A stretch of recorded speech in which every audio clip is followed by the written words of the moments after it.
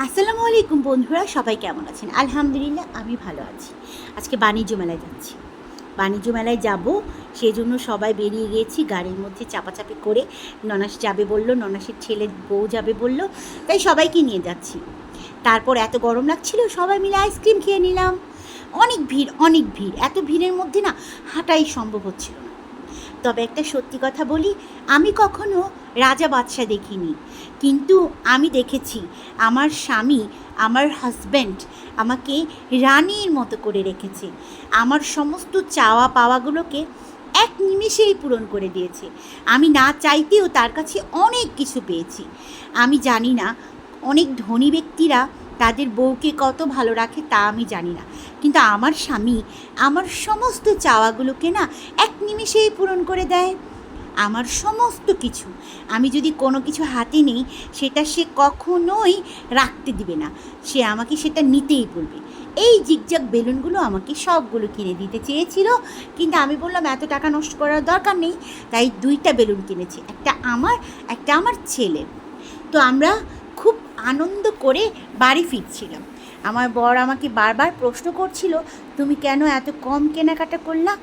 আমি তখন বললাম, আমি প্রতি বছর অনেক কিছু কিনি, এত কিছু এখন আর ভালো লাগে না, তাই ছোট ছোট কিছু গিফট কিনে নিয়ে গেলাম, আর এগুলোই আমার দরকার ছিল। আমি আসলে সাজিয়ে রাখার জন্য কখনো জিনিস কিনি না। আমি সমস্ত জিনিস কিনে বাড়ি নিয়ে এসে সেগুলো ব্যবহার করতে পছন্দ করি। নতুন নতুন জিনিসে রান্না করতে আমার ভীষণ ভালো লাগে, আর আমি রান্নাবান্না করতে খুব পছন্দ করি। তো এই যে হচ্ছে আমার পছন্দের কিছু কিউট কিউট জিনিস। আমার বর আমাকে যখন কিনে দেয়, আমি তার মুখের দিকে তাকিয়ে থাকি, দেখি সে আমাকে কিনে দিতে গেলে একটুও কষ্ট লাগে না, কৃপণতা করে না। সে আমাকে সব কিছু কিনে দেওয়ার জন্য না সব সময় খুশি থাকে। তো আলহামদুলিল্লাহ আমার বাণিজ্য মেলার জিনিসপত্রগুলো আমি বের করছি।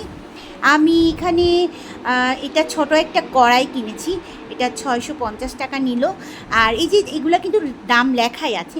আমি কিউট কিউট জিনিসগুলো কিনেছি। যাদের যাদের আমার এই ভিডিও দেখে একটু ভালো লেগেছে, প্লিজ একটা লাইক করতে ভুলবেন না। আর আমার ভিডিও দেখে যারা একটু খুশি হন, তারা একটু কমেন্টে জানাবেন আমার ভিডিওগুলো দেখতে কেমন লাগে।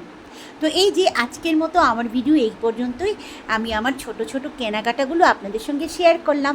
আর আমার ভালোবাসার প্রিয় মানুষের গল্প করতে আমার ভীষণ ভালো লাগে। আমার স্বামী পৃথিবীর সব থেকে ব্যস্ত, কিন্তু আমার কাছে সে সব সময় ইজি, সব সময় ফ্রি।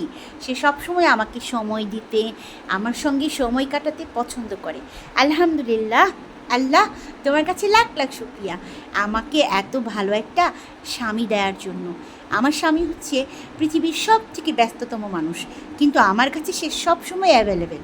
আমাকে সে খুব ভালোবাসে, আমাকে একটু ভালো রাখার জন্য সে আপ্রাণ চেষ্টা করে। ভালো থাকবেন বন্ধুরা, আল্লাহ হাফেজ, আসসালামু আলাইকুম।